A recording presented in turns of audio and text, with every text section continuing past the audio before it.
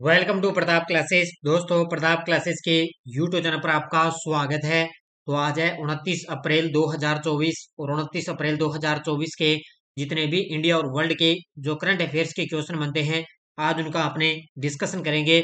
पूरा वीडियो ध्यान से देखना और लास्ट में आपसे क्वेश्चन पूछूंगा जिनके जवाब आपको कॉमेंट बॉक्स में देना होगा। आज अपने पढ़ेंगे रॉक्स या क्रिस्टल बुलबुलेया 2 बैलिस्टिक्स मिसाइल का सफल परीक्षण।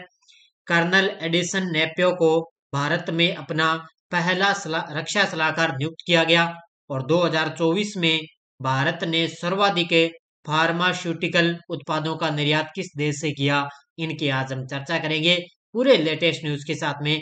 डेली आपको सुबह मेरी करंट अफेयर्स की ये क्लास मिलती है और कल संडे था, कल संडे के दिन आपको वीकली क्लास मिली थी और वीकली का जो टेस्ट है वो आज आपको ऐप के अंदर मिल जाएगा। जो अपनी वार्षिक करंट अफेयर्स की टेस्ट सीरीज चल रही है, इसके अंदर आपको डेली क्लास का टेस्ट मिलता है और कल वाली वीकली क्लास का टेस्ट है वो उसका आज टेस्ट आपको मिल जाएगा। और अभी जैसे अप्रैल महीना कंप्लीट होने वाला है तो मंथली टेस्ट भी आपको मिलेगा, तो मंथली पीडीएफ भी मिलेगी, मंथली टेस्ट भी आपको मिलेगा। तो स्टार्ट करें आज की 29 अप्रैल 2024 की करंट अफेयर्स की क्लास। तो सभी साथियों को गुड मॉर्निंग। तो सभी साथी एक बार सेशन को लाइक शेयर करेंगे।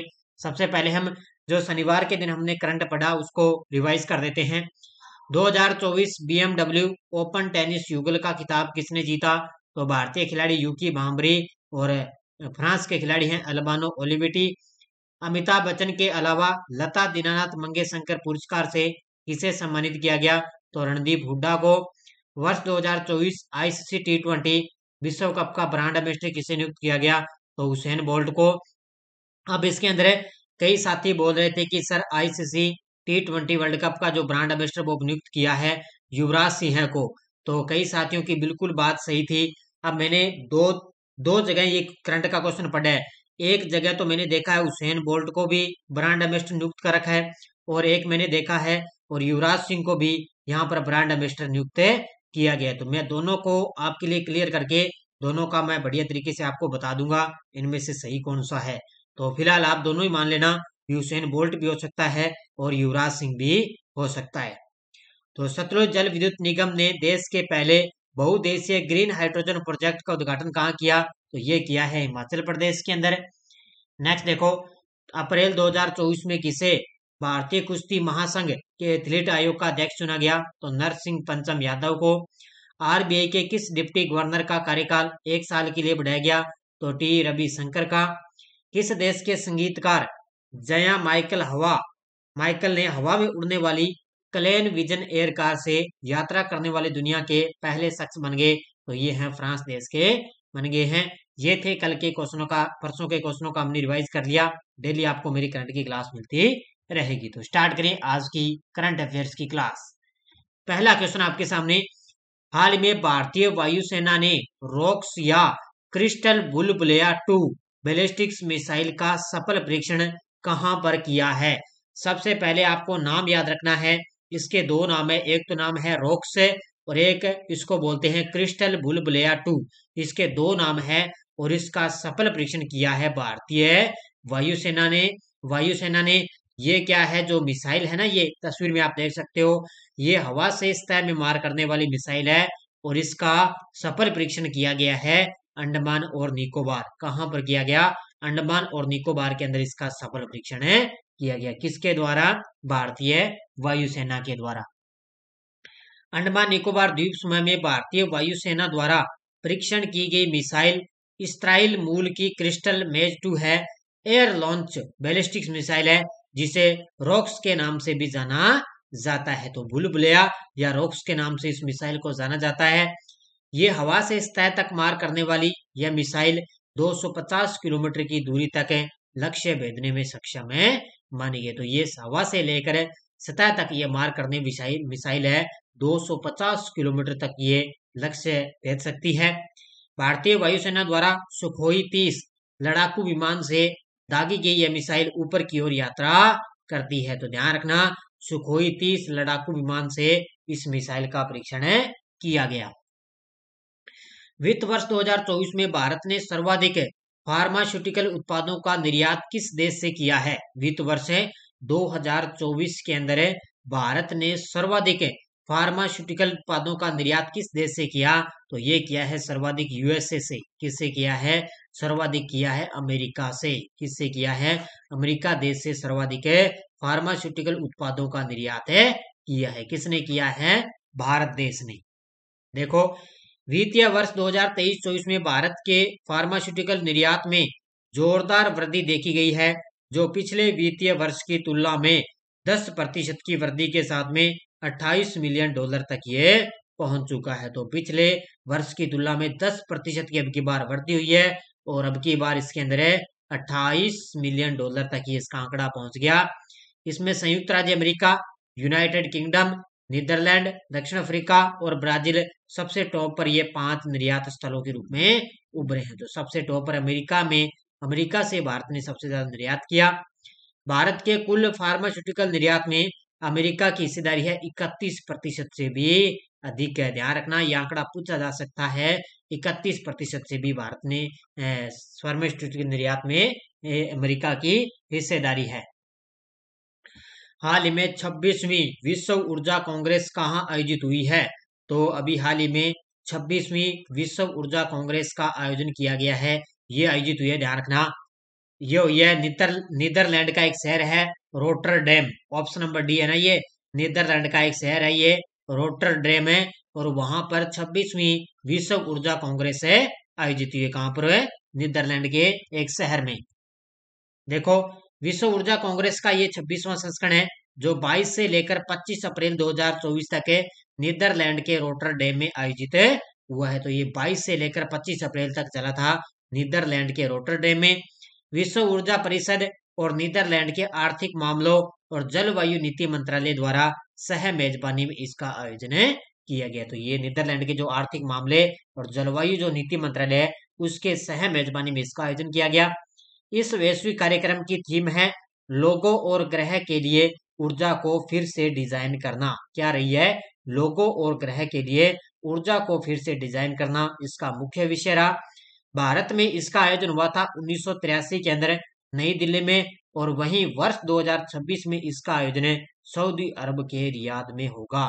तो वहीं वर्ष 2026 के अंदर सऊदी अरब के रियाद में होगा। और अब की बार इसका जो 26वां संस्करण है 2024 के अंदर नीदरलैंड के रोटरडेम में आयोजित हुआ। हाल ही में कौन सी कंपनी फीफा विश्व कप की प्रायोजक बनी है? हाल ही में कौन सी कंपनी फीफा विश्व कप की प्रायोजक बनी? तो ये है सऊदी अरब की एक कंपनी है, अरामको। ऑप्शन नंबर 1 कौन सी है? ये सऊदी अरब की एक तेल कंपनी है, अरामको, और ये फीफा विश्व कप की प्रायोजक बन गई है। तो फीफा विश्व कप और अरामको के बीच में एक साझेदारी हुई है, जो इसके लिए सऊदी अरब की है। ये तस्वीर में आप देख सकते हो, अरामको और फीफा, और ये फीफा विश्व कप की प्रायोजक बन गई। सऊदी अरब की तेल दिग्गज कंपनी है अरामको और अंतर्राष्ट्रीय फुटबॉल शासी निकाय है फीफा। इन दोनों के बीच में एक रणनीतिक वैश्विक साझेदारी में शामिल हो चुके हैं। 2027 तक चलने वाला ये सौदा अरामको को विशेष रूप से ऊर्जा क्षेत्र में फीफा के प्रमुख विश्वव्यापी भागीदार के रूप में नामित करता है। जो आगामी आपको पता है फीफा विश्व कप होगा, उसके लिए जो प्रायोजक है वो किसको बनाया गया? तो ये सऊदी अरब की तेल है एक दिग्गज कंपनी अरामको को बनाया गया है। भारत सरकार ने किस राज्य में अंदानी के विजिजम पोर्ट को देश के उद्घाटन ट्रांसशिपमेंट हब के रूप में संचालित करने के लिए मंजूरी दी है? भारत सरकार ने किस राज्य के अंदर है अंडानी समूह का एक है विजिजम पोर्ट को देश के उद्घाटन ट्रांसशिपमेंट में हब के रूप में संचालित करने के लिए मंजूरी दी? ये है कहां पर है? केरल राज्य के अंदर है। ये तस्वीर में आप देख सकते हो, केरल के अंदर है अंडानी समूह का ये, ध्यान रखना, विजिजम पोर्ट है, और इसको ट्रांसशिपमेंट हब के रूप में संचालित करने के लिए मंजूरी मिल गई है। तो केरल में अंडानी समूह के विजिजम पोर्ट को भारत के उद्घाटन ट्रांसशिपमेंट पोर्ट के रूप में संचालित करने के लिए सरकार से इसको मंजूरी मिल चुकी है। यह कार्गो बड़े जहाजों से छोटे जहाजों में स्थानांतरित करने की अनुमति देता है, जो भारत के विनिर्माण केंद्र बनने के लक्ष्य में योगदान देता है।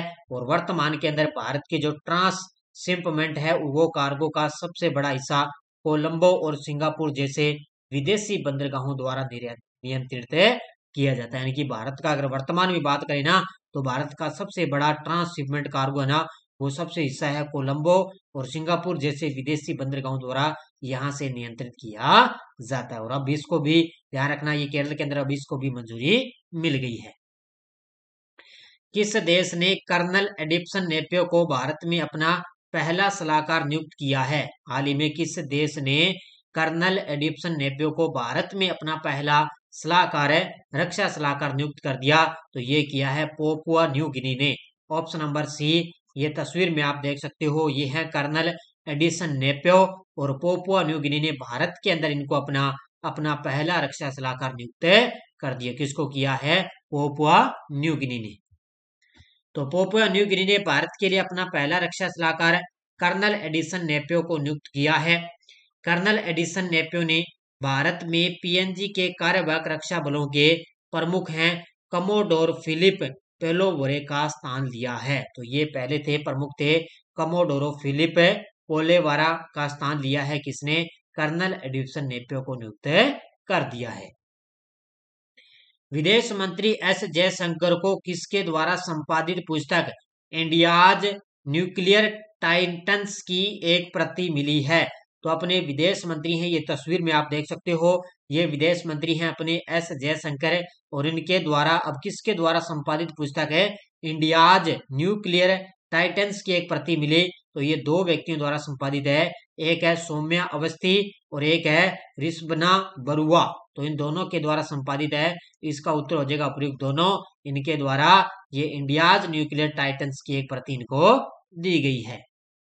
देखो, विदेश मंत्री एस जयशंकर को सौम्या अवस्थी और रिस्बना बरुआ द्वारा संपादित पुस्तक है इंडियाज न्यूक्लियर टाइटन्स की एक प्रति मिली है। यह पुस्तक है होमी बाबा, विक्रम साराभाई, अब्दुल कलाम और के सुब्रमण्यम जैसी प्रसिद्ध हस्तियों द्वारा निभाई गई महत्वपूर्ण भूमिकाओं पर प्रकाश डालते हुए भारत के एक परमाणु राज्य के रूप में विकसित होने का पता लगाती है। ये पुस्तक में क्या डाटा दिया हुआ है? ये जो महान हस्ती है ना, उनके द्वारा एक महत्वपूर्ण भूमिकाओं पर प्रकाश डालते हुए इस पुस्तक में भारत को एक परमाणु राज्य के रूप में विकसित किया गया। इतना आपको याद रखना है कि भारत को इसके अंदर एक परमाणु राज्य के रूप में विकसित किए गए। तो ये किसको सौंपी है? विदेश मंत्री एस जयशंकर को सौंपी है। ये टेलीग्राम ग्रुप है, कोई सूचना आती है, कोई लिंक आ गया, कोई नोटिफिकेशन आ गया, और जो अलग से मेरी कांस्टेबल की जो छोटी छोटी सीरीज आ रही है ना, उनकी पीडीएफ आपको एक साथ ही मिलेगी टेलीग्राम पर। तो टेलीग्राम पर आप ज्वाइन कर लेना। उनकी पीडीएफ जैसे ही लगभग 10 से 12 क्लासें हो जाएगी, तो एक साथ मैं टेलीग्राम पर पीडीएफ है डाल दूंगा, आप बढ़िया तरीके से उनका रिवाइज कर लेना। पिछले वीडियो क्वेश्चन क्या था? भारत की गीता सबरवाल को किस देश में संयुक्त राष्ट्र का नया रेजिडेंट समन्वयक नियुक्त किया गया? तो ये किया गया इंडोनेशिया के अंदर। बहुत सारे विद्यार्थियों ने बड़े शानदार तरीके से जवाब दिए, उन सभी को हार्दिक शुभकामनाएं। और अब देखो क्वेश्चन फॉर यू, ऑस्ट्रेलियाई firm compare the market EU द्वारा एक हालिया अध्ययन से दुनिया का सबसे सस्ता पासपोर्ट किस देश का है? भारत, UAE, मैक्सिको, सऊदी अरब? इसका जवाब आपको कमेंट बॉक्स में देना है। तो क्वेश्चन को बढ़िया तरीके से पढ़ लेना, इसका जवाब आपको कमेंट में देना है। ये थी आज की अपनी बढ़िया तरीके से क्लास। तो सारे विद्यार्थी एक बार सेशन को लाइक शेयर करेंगे, और इसके अलावा अपने प्रताप क्लासेज ऐप में LDC की स्पेशल भारत और राजस्थान का करंट आपको टेस्ट सीरीज दी जा रही है। और इसके अलावा CT की जो अभी से साथी CT के लिए करंट पढ़ेंगे ना, उनका ही बेड़ा पार होगा। अगर अपने ऐसे सोच लें भी करंट है अपने CT का तो बहुत टाइम पड़ा है, करंट वहां पर 1 महीने 10 दिन पहले पढ़ लेंगे तो बहुत होगा, ऐसा कुछ नहीं होगा। आजकल लगभग जो डेली करंट की क्लास देखेगा ना, मुख्य तथ्य पढ़ेगा, उसी का ही करंट का क्वेश्चन सही होगा। ऐसे सीधा अपने अपने ऊपर से जैसे सीधी 3 मंथ की वीडियो देख ली, 6 मंथ का देख लिया, तो उससे कुछ नहीं होगा। डेली करंट की क्लास लेनी पड़ेगी, तभी आपका CT के अंदर क्वेश्चन सही होगा। और CT बहुत ही जरूरी होगी है आगे के एग्जामों के लिए। तो ये आप टेस्ट सीरीज ले सकते हो बढ़िया तरीके से। और इसके अलावा अपनी फर्स्ट ग्रेड के लिए चल रही है special Bharat Rajasthan Indian polity की चल रही है, और फर्स्ट ग्रेड स्कूल व्याख्याता और सेकंड ग्रेड के प्रीवियस ओल्ड क्वेश्चनों की PDF भी अपलोड है, तो ये भी आप ले सकते हो। तो ये थी आज की अपनी क्लास। सारे विद्यार्थी वीडियो को जाते लाइक शेयर करेंगे। धन्यवाद। जय हिंद, जय भारत।